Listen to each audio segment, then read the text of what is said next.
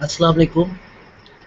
Lecture number 24 है हमारा आज, जिसमें हमने बात करनी है अपने डेटर्स के बारे में, क्रेडिटर्स के बारे में, और इसके अलावा हमारी जो बैड डेट्स होते हैं और उनकी प्रोविजन जो होती है उनकी रिकॉर्डिंग कैसे करनी है हमने अकाउंट्स में। और MGT 101 का हमारा जो लेक्चर है, लेक्चर नंबर 24।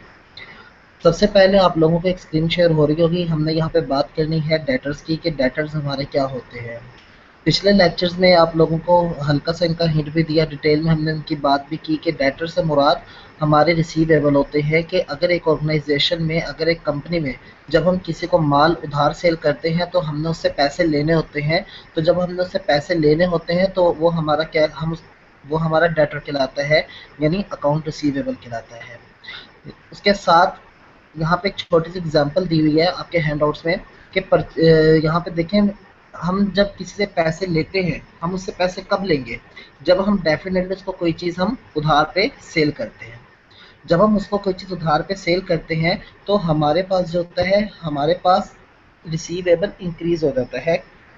रिसीवेबल हमारा डेबिट होता है, यानी हमारा एसिड होता है, करंट एसिड इसकी नेचर होती है। फिर हमने बात की क्रेडिटर्स की। क्रेडिटर आपको एक दफ़ा दोबारा बताता हूँ कि क्रेडिटर से मुराद हमारे वो पार्टीज होती हैं जिनसे हमने माल तो उधार लिया होता है, लेकिन अभी तक हमने उनको पैसे नहीं दिए होते। तो हमने यहाँ पे उनको पैसे पे करने हैं। तो ऐसी पार्टीज जिनको अभी हमने पैसे पे करने हैं, पैसे पे नहीं किए होते, तो वो हमारा क्या कहलाता है? पेएबल कहलाता है। जिसको हम फ्यूचर में एक दिन बाद, 2 दिन बाद, 1 साल बाद, 2 साल बाद, 6 साल बाद जिसको हमने पैसे देने होते हैं इन फ्यूचर, वो हमारा होता है पेएबल यानी क्रेडिटर्स। उसके अलावा हमने बात की अक्रूवल्स और प्रोविजन और बैड डेट्स की। एक ऑर्गेनाइजेशन में जितना पैसा आपका मार्केट से रिसीव होना होता है वो तो आपका कहलाता है डेटर यानी रिसीवेबल। उस डेटर्स की वो रेशो, उस डेटर की वो अमाउंट जिसके बारे में आपको डाउट हो जाए कि वो आपको मार्केट से नहीं मिलनी, यानी कोई बंदा भाग जाता है, कोई बंदा गायब हो जाता है, तो वो हमारा बैड डेट्स में आ जाएगा। तो इसी को हमने जब डिटेल में इसको एक्सप्लेन करना है कि हमने उसकी रिकॉर्डिंग कैसे करनी है, तो यहाँ पे स्क्रीन शेयर करूँगा आपको MS वर्ड की। थोड़ा सा इसमें वर्किंग करूँगा, इसको साथ साथ देखिएगा।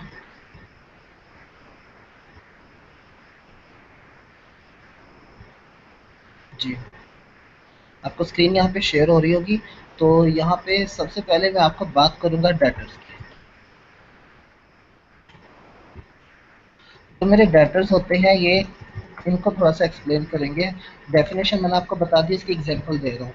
यानी sold goods to mister A for 10,000।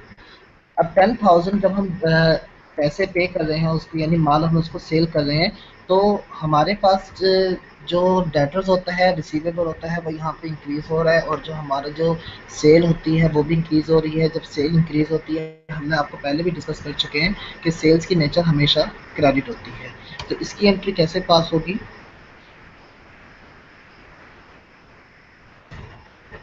Mister A यहाँ पे आ जाएगा ब्रैकेट में, अकाउंट रिसीवेबल को मैंने कर दिया है डेबिट 10,000 से।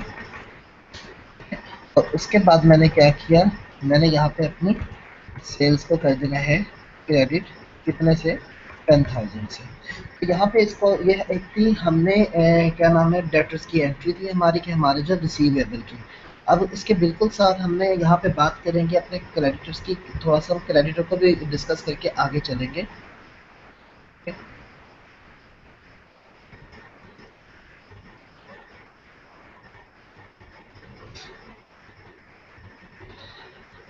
क्रेडिटर हमारे किस सूरत में होते हैं? डेफिनेटली सिंपल सी बात है, जब हम मार्केट में माल को परचेज करते हैं, खरीदते हैं, तो हमने उनको पैसे देने होते हैं। यानी इसका मतलब है क्रेडिटर उस सूरत में हम मार्केट को पैसे देंगे जब हम उनसे परचेजिंग करते हैं। तो हमारा जो परचेज होता है, परचेज को हम कर देते हैं डेबिट, ठीक है। और इसके साथ जो हमारा होता है पार्टी, यानी मिस्टर ए ही, हमने मिसाल के लिए मिस्टर ए से कैश लिया है, तो हम मिस्टर ए को कर देते हैं क्रेडिट की। अंडरलाइन में यहाँ से खत्म कर देता हूँ। अब आप लोगों का प्रॉपर समझ आ रहा होगा, ठीक है। ये हमारा था क्रेडिट।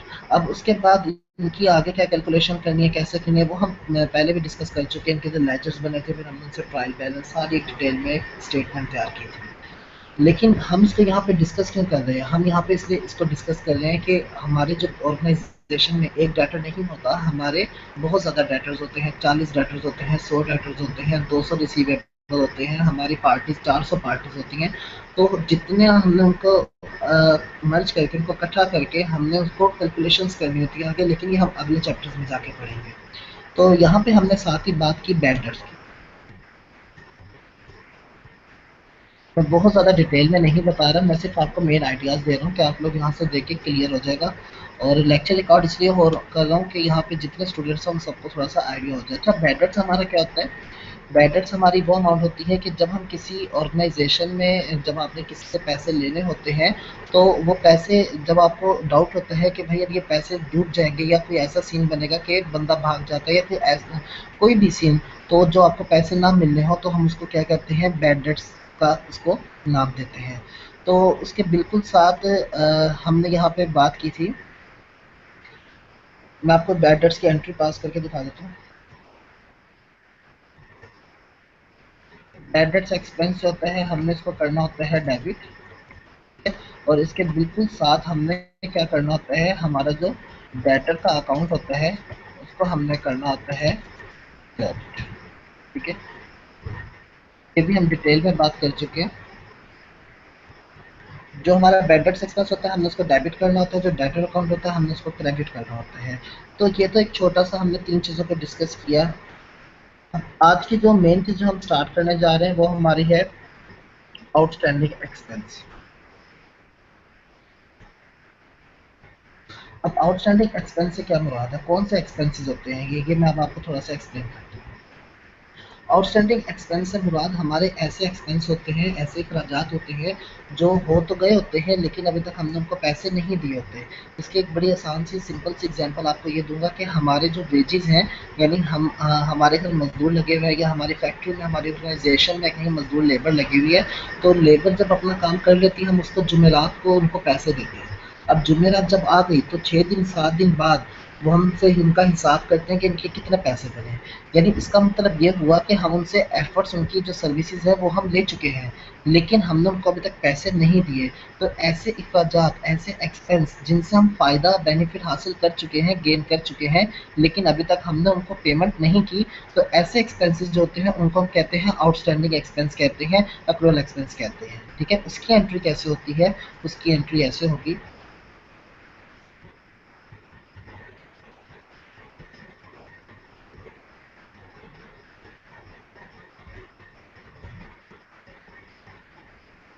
रेलिवेंट एक्सपेंस को हमने डेबिट कर देना है और एक्सपेंस पेबल को हमने क्रेडिट करना होता है। इसका क्या मतलब है?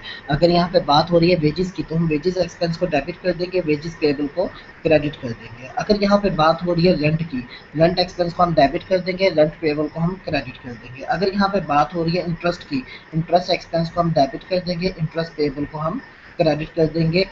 एनी हो, जो भी एक्सपेंस हो, जो आउटस्टैंडिंग एक्सपेंस हो, वो आपसे पूछे कि आउटस्टैंडिंग एक्सपेंस क्या होता है, तो ऐसे अखराजात, ऐसे एक्सपेंसिव जिनसे हम बेनिफिट गेन कर चुके होते हैं लेकिन अभी तक हमने उनकी रिकॉर्डिंग नहीं की होती, तो ऐसे अखराजात, ऐसे एक्सपेंसेस को हम आउटस्टैंडिंग एक्सपेंस के तौर पे हम उसको लिखते हैं। उसकी एंट्री क्या होती है? अगर वो वेजेस की बात करें तो वेजेस एक्सपेंस डेबिट हो जाएगा, वेजेस पेबल क्रेडिट हो जाएगा। ठीक है, इंटरेस्ट की बात करें, इंटरेस्ट एक्सपेंस डेबिट हो जाएगा, इंटरेस्ट पेबल क्रेडिट हो जाएगा। यहाँ तक बिल्कुल सिंपल सी थी। अब मैं आपको स्क्रीन शेयर कर रहा हूँ, अब हमारे जो हैंडआउट्स हैं वहाँ पे अब इसमें थोड़ा सा देखिएगा।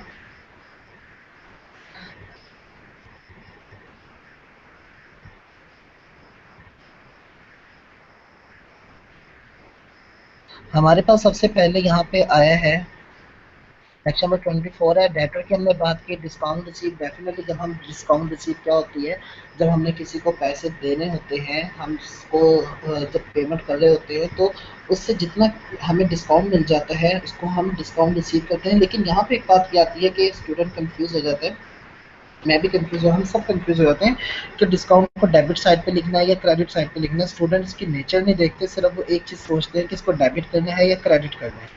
तो आप एक चीज़ सिंपल देखो, जब आपने कैश पे करना होता है, किसी को आप कैश पे कर रहे हो तो आप डेफिनेटली कैश को क्रेडिट साइड पे लिखते हो ना। तो डिस्काउंट रिसीव जो हो रही है तो हम हमेशा कैश को हमने डिस्काउंट के साथ लिखना है। अगर डिस्काउंट आपकी क्रेडिट हो रही है तो कैश भी आपका क्रेडिट होता है। ठीक है, ये सारी वो बातें हैं जो हम पिछले लेक्चर्स में डिटेल में कर चुके हैं। अगर आपको ये समझ ना आए इसके बारे में तो आप हमारा पिछला लेक्चर अटेंड करो। अच्छा, उसके बाद हमने बात की अक्रूड एक्सपेंस की। अक्रूड एक्सपेंस से मुराद हमारे ऐसे अखराजात होते हैं कि जो हमारे हो तो गए लेकिन अभी तक हमने उनको पे नहीं किया, आउटस्टैंडिंग एक्सपेंस जिसकी अभी हमने बात की थी। ठीक है, रेलिवेंट एक्सपेंस को हमने डेबिट करना है, एक्सपेंस पेबल को हमने क्रेडिट करना है। लेकिन जब बात आती है उसको पे करने की, यानी हमने अब उस एक्सपेंस को पे करना है, तो जो वो एक्सपेंस पेबल है, जैसे वेजेस पेबल था, वेजेस पेबल को मैंने डेबिट कर देना है, कैश को मैंने क्रेडिट करना है। कैसे? अब यहाँ पे मैं आपको एक मिसाल देता हूँ, रेंट की बात करता हूँ या वेजेस की ही बात करता हूँ। मेरी सबसे पहली एंट्री जो रिकॉर्डिंग के वक्त होगी वो ये होगी कि wages expense debit, wages payable credit. लेकिन अभी तक मैंने पे नहीं किया। जब मैं पे करूंगा तो वेजेस पेबल जो मेरी लाइबिलिटी है, लाइबिलिटी जब मेरी कम होती है तो डेफिनेटली मैं उसको डेबिट करता हूँ, तो वेजेस पेबल मेरा डेबिट हो जाएगा और कैश मेरा क्रेडिट हो जाएगा। ठीक है, अब यहाँ पे बात होती है अप्रूवल और प्रोविजन की। अप्रूवल क्या चीज़ है, प्रोविजन क्या चीज़ है। देखिए, जब हमने अप्रूवल की बात करते हैं तो ऐसे अखराजात जो हमें पहले से हम रिकॉर्ड करते हैं लेकिन हमें उनके बारे में पता होता है। एक एक्सपेंस है 4,000 का है, 10,000 का है, 8,000 का है, 1 लाख का है, 2 लाख का है, हम उसके बारे में मालूम होता है और हम उसकी रिकॉर्डिंग करते हैं। लेकिन जो हमारी प्रोविजंस होती हैं उसमें हमें हमें फिक्स अकाउंट का नहीं पता होता कि इसकी फिक्स अमाउंट क्या होती है। हमारी इसमें हम जिस चीज़ को डिस्कस करते हैं हम ये कहते हैं कि हम एक एस्टिमेटेड ले लेते हैं कि मे बी या माइट भी इतना खर्चा हो सकता है, उसमें हमें एग्जैक्ट नहीं पता होता। ठीक है, प्रोविजन। लेकिन अब जो सबसे पहले हमने क्या करना होता है, इनकी डेफिनेशन आपको इनमें फ़र्क समझ आ गई है। अब वो कह रहा है कि accounting treatment of provision, provision को कैसे बुक करना है। तो अब रेलिवेंट एक्सपेंस अकाउंट जो होता है, जैसे रेंट की बात है या वेजेस की बात है, हम अभी तक हमें पता नहीं है वेजेस कितनी है। मिसाल के तौर पे वेजेस हमने लिख दी 10,000, जब एक्चुअल वेजेस कैलकुलेट होगी वो बन जाती है 12,000 की, लेकिन हम एक्चुअल पे अभी नहीं पहुंचे, हम अभी सिर्फ प्रोविजन की बात कर रहे हैं, हमने अभी एस्टिमेटेड लिखना है। तो यहाँ पे आप देखें, एक मैंने लिखा हुआ है, यहाँ पे सर ने लिखा हुआ है रेलिवेंट एक्सपेंस अकाउंट को डेबिट किया हुआ है। इसका मतलब ये है कि वेजेस एक्सपेंस डेबिट हो गया और प्रोविजन फॉर रेलिवेंट अकाउंट वो हमारा हो जाता है क्रेडिट। जब हम अपनी प्रोविजन को पे करते हैं तो प्रोविजन ऑटोमेटिकली मेरी डेबिट हो जाती है और कैश मेरा क्रेडिट हो जाता है। सेम वही एंट्री है जैसे हमने अभी ऊपर डिस्कस करके आए हैं। बैडर्स के बारे में हम अभी डिटेल में बात कर चुके हैं, बैडर्स के बारे में बात कर चुके हैं कि बैडर्स एक्सपेंस डेबिट होता है, डेटर कंट्रोल अकाउंट क्रेडिट होता है। लेकिन जब हम बैडर्स की प्रोविजन बुक करते हैं तो उसमें हमारी एंट्री क्या होती है जो आपको याद करनी होगी।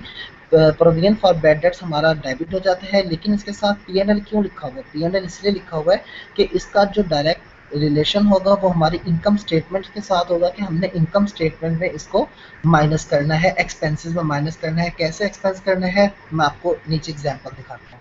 यहाँ पे हमारे पास दी हुई है gross profit. Gross profit let's suppose कुछ भी होगा, 1 लाख ले लें, 10,000 ले लें, कुछ भी ले लें। इसमें से जब हम एक्सपेंसेस यानी एडमिनिस्ट्रेशन एक्सपेंस माइनस करते हैं तो वहाँ पे आप स्टार्ट में या लास्ट में लिखेंगे प्रोविजन फॉर बैड डेट्स, यानी ये वाला जो प्रॉफिट एंड लॉस वाला है ये तो हमारे पास आ जाएगा यहाँ पे। लेकिन जो हमारे यहाँ पे क्रेडिट हो रहा है यानी प्रोविजन फॉर बैड डेट्स, ये कहाँ जाएगा, तो इसका ताल्लुक हमारा होगा बैलेंस शीट के साथ। हम इसको बैलेंस शीट में लिखेंगे। बैलेंस शीट में कहाँ लिखेंगे, हमारे जो टोटल एसिड्स वाली साइड है उस टोटल एसिड में हमारे करंट एसिड में हम लिखते हैं अपने डेटर्स को। डेफिनेटली डेटर्स जो हमने मार्केट से रिसीव करने होते हैं, तो जब हम डेटर्स को रिसीव साइड पे लिखते हैं, जैसे ये देखें बैलेंस शीट में करंट एसिड थे, करंट एसिड में टोटल डेटर्स मेरे हैं 1 लाख के।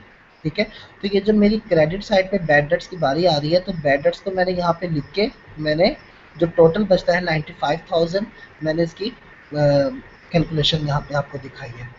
उसके बाद यहाँ पे इसमें बैड डेट्स और प्रोविजन फॉर बैड डेट्स की एंट्रीज पास की हुई हैं जो कि मैंने आपको अभी आपको ऊपर बताया कि देखिए provision for bad debts balance sheet और provision for bad debts profit and loss account. ठीक है, ये उस सूरत में है जब हमारी इंक्रीज होती है, डिक्रीज होती है। यानी देखें जब हमारी एक एंट्री है, जैसे आप ऊपर वाली एंट्री को यहाँ पे हम इसको देखते हैं, ये हमारी प्रोविजन यहाँ पे इंक्रीज हो रही है, तो डेफिनेटली जब हमारी प्रोविजन डिक्रीज होगी तो हमारी जो एंट्री है वो भी ऑपोजिट हो जाएगी, उलट जाएगी। ठीक है, ये हमने बात की थी पिछले लेक्चर में, हम ये डिटेल में हमने बात की थी।